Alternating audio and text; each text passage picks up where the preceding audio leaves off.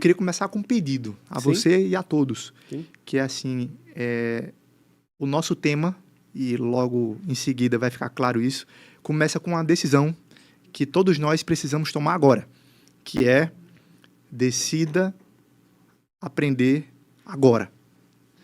Logo mais eu vou explicar o que é que isso significa. Muito bom. É uma decisão também. E para que a gente chegue na finalidade educacional, do último estágio do aprendizado, precisamos começar por esse ponto de partida. Então, todos estão muito mais do que convidados e eu também já tomei minha decisão. Vamos decidir aprender. E eu vou explicar o que é que isso significa logo em seguida. E quando a gente pensa em aprendizado, a gente também está falando de memória, né? Então a gente tem que entender um pouquinho mais como de fato acontece o aprendizado. Então, essa é a pergunta que eu faço para você. Como o cérebro aprende? Pronto. Excelente pergunta, Alisson. Desde já agradeço. Antes de saber como, precisamos saber aonde, né? E aí eu compartilho com vocês uma imagem do nosso cérebro, né? O cérebro, olha, vocês podem ver isso, pronto. O cérebro é essa máquina fantástica, Alisson.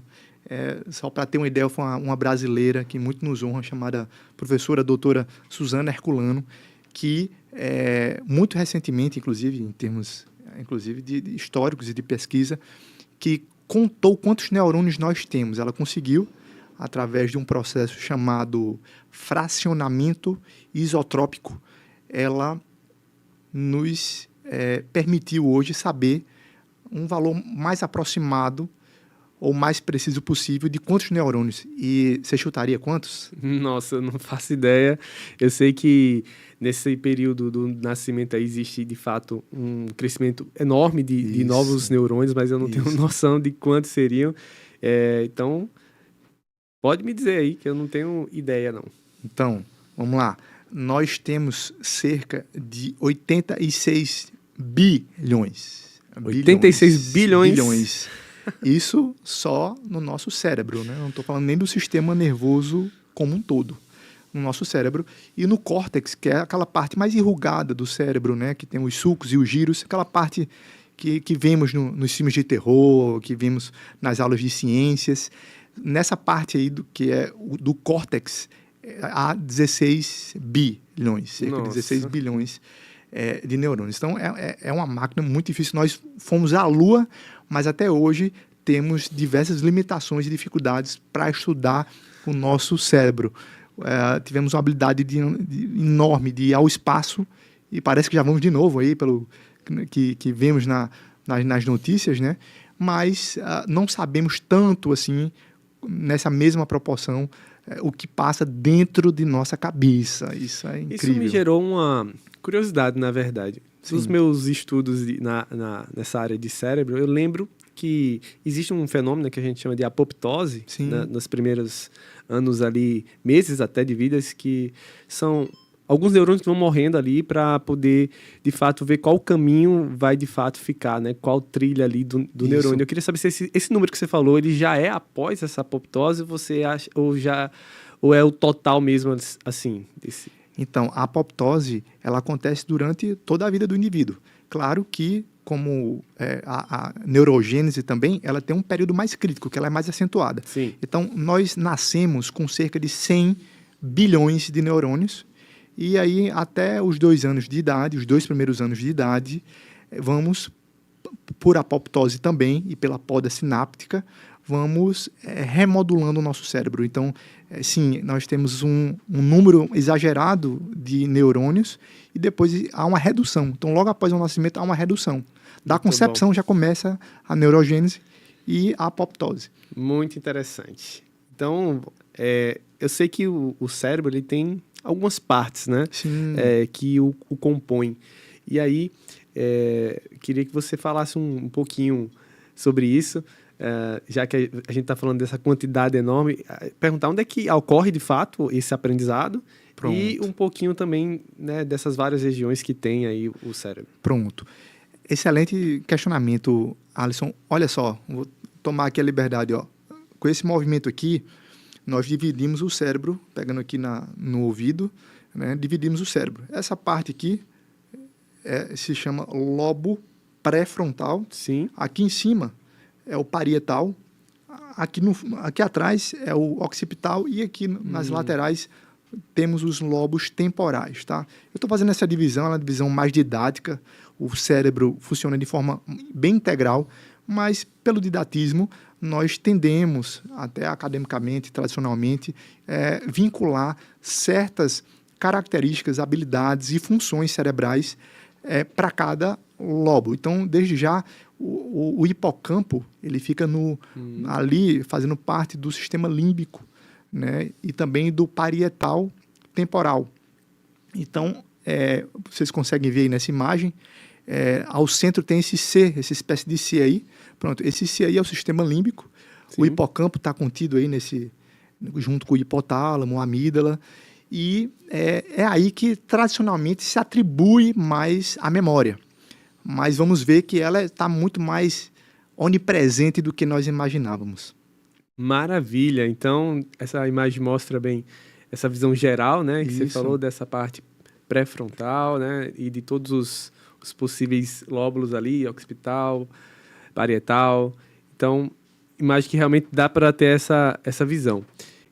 E a gente tem uma outra imagem aqui, né? Que mostra um pouquinho mais especificamente do frontal. Acho que você poderia explicar para a gente, assim, e essa didática de separar, qual é o objetivo, assim? É para dizer que cada parte tem uma função mais específica ou não? Você poderia... Olha só, há diversos motivos que separamos, né? Além do didático que eu disse, que eu mencionei, há também para melhor estudar, para melhor compreender. E também, Alisson, uma curiosidade.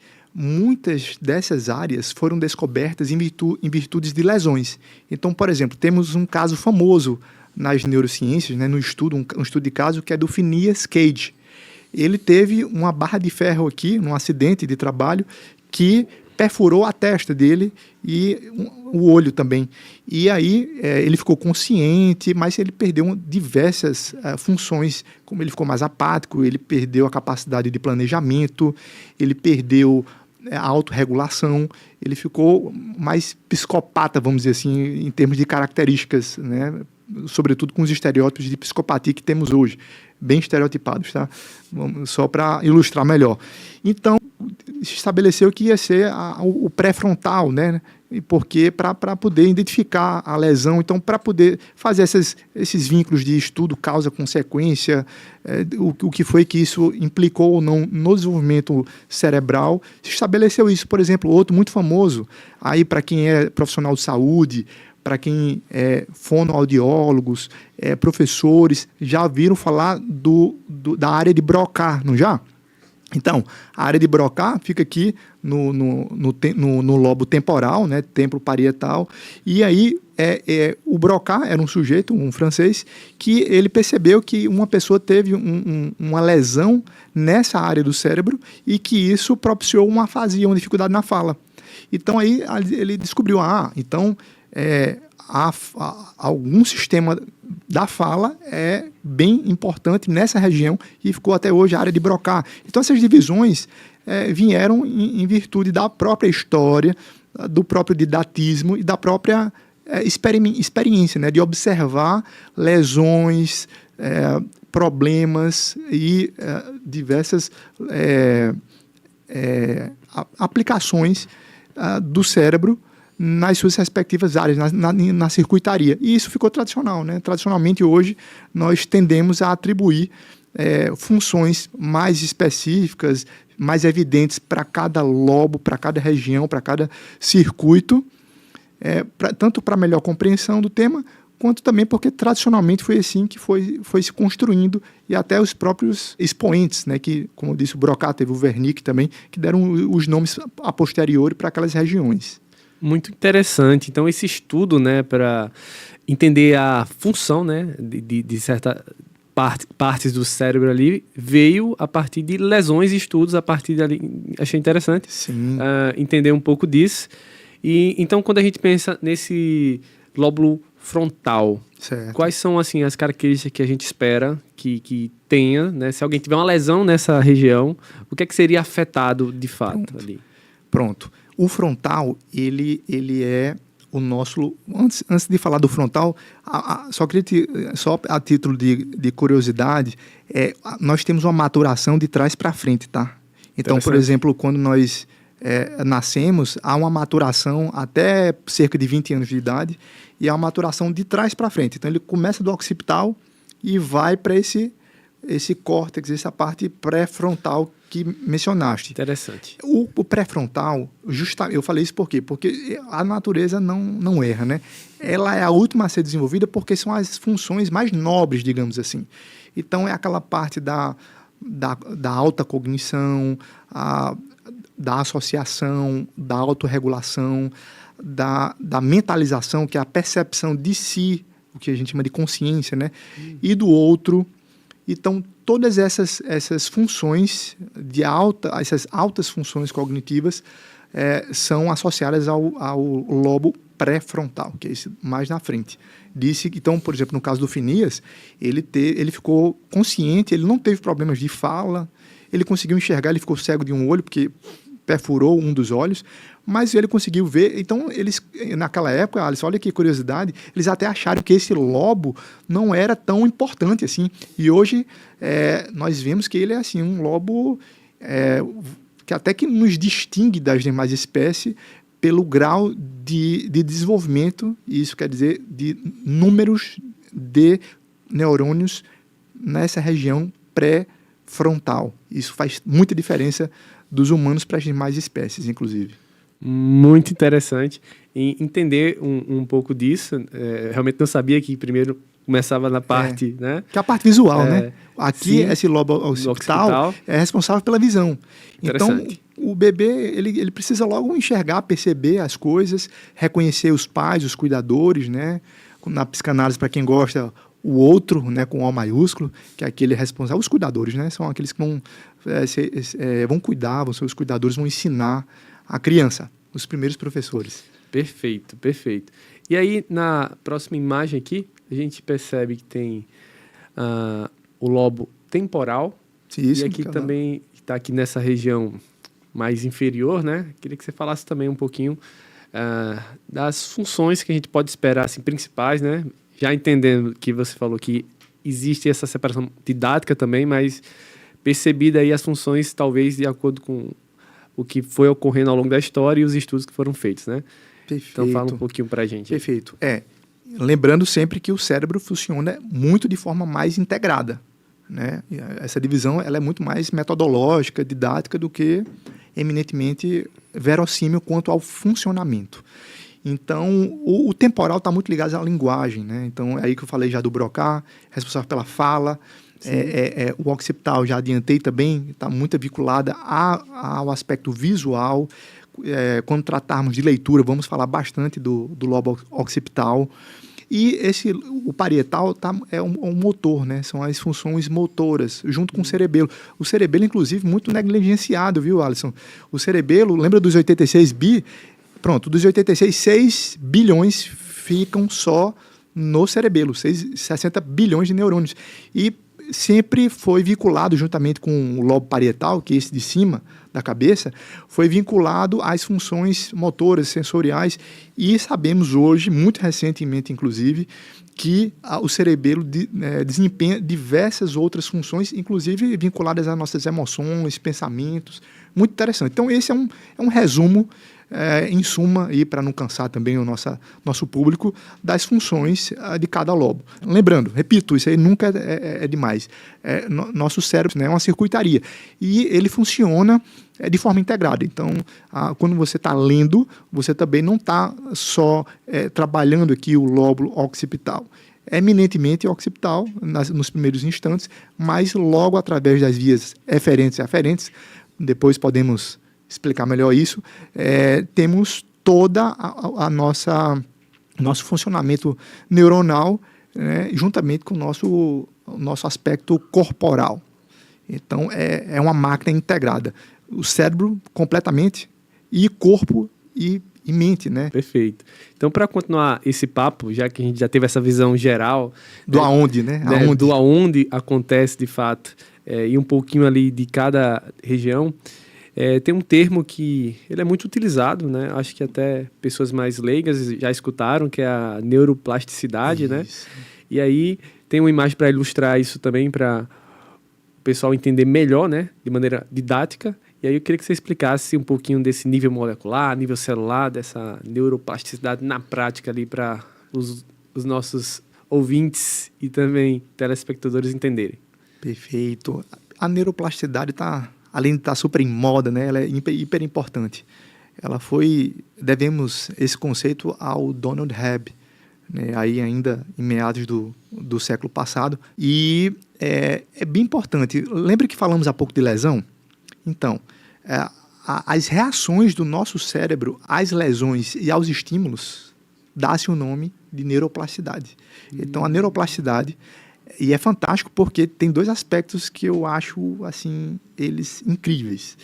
Um é que você sabia que pela epigenética, ou seja, pelo seu estímulo ambiental, né, juntamente com a sua genética, você tem como mudar o seu cérebro. Você fala, sim, eu já ouvi falar nisso, mas sabia que pode mudar anatomicamente, Alisson?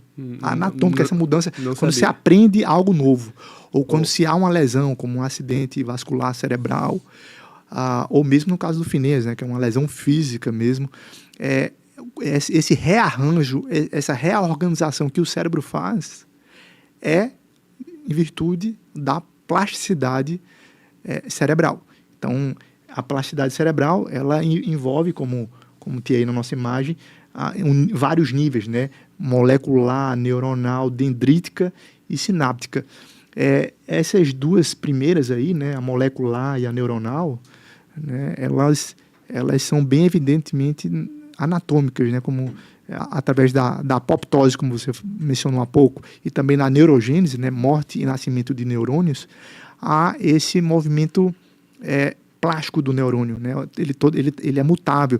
Os circuitos também, que se usa um circuito novo, ele tende a se reforçar. Aquele circuito que é pouco usado, subestimado, mal usado, ele tende a enfraquecer, vou usar um termo aqui para ficar mais didático, atrofiar. Eu uso sempre uma analogia da planta, né? Você pega uma planta, bota na janela, ela tem uma luminosidade na metade da planta e a outra não, e percebemos que ela ramifica, ela tende a crescer em direção à luz e se desenvolver mais para a luz, enquanto aquela parte que está carente de luz, de estímulo, no nosso caso, ela tende a ficar um pouco mais atrofiada. Isso é o nosso cérebro e essa é uma analogia da plasticidade. E dendrítica, o dendrito, né, lembrando aqui aquelas aulas de ciência, né, os nossos neurônios são as células do nosso cérebro. Temos os axiomas, né, que são aquela parte mais comprida, aquela parte mais longilínea do neurônio, que é coberta por uma camada de gordura que damos o nome de bainha de mielina, e a palma, parecendo a palma de uma mão, né, com os dedinhos. Pronto, aqueles dedinhos são os dendritos, né? São os fiozinhos que vão fazer as conexões com os outros dendritos dos outros neurônios, e através dos neurotransmissores acontece a comunicação sináptica, né? Que através da bioeletricidade, né? Daquelas pulsões elétricas, um neurônio comunica-se com outro através desses dendritos, né? Que quase se encontram, mas tem uma fenda sináptica ali que percebemos que eles não se encontram de forma física, mas neuroquímica, né? Através dos neurotransmissores e dos impulsos elétricos. Então, Alisson, só para concluir, a plasticidade cerebral dá-se nesse rearranjo, nessa reorganização pela poda sináptica, também é outro conceito bem interessante para quem já estudou a respeito ou que tem já alguma noção. A poda sináptica, juntamente com essa gênese, essa formação dendrítica e sináptica, forma a plasticidade. A apoptose também, né? Porque essa mudança, essa plasticidade, ela dá-se também, vamos dizer assim, deixa eu ver um melhor termo, dá-se valorizando vias que estão sendo utilizadas, vias sinápticas, neurônios, e também, por uma questão de eficiência, ela tende a tirar a robustez daquelas partes que estão sendo subutilizadas ou não mais estimuladas, seja por um problema ou uma lesão física ou neurológica. Perfeito.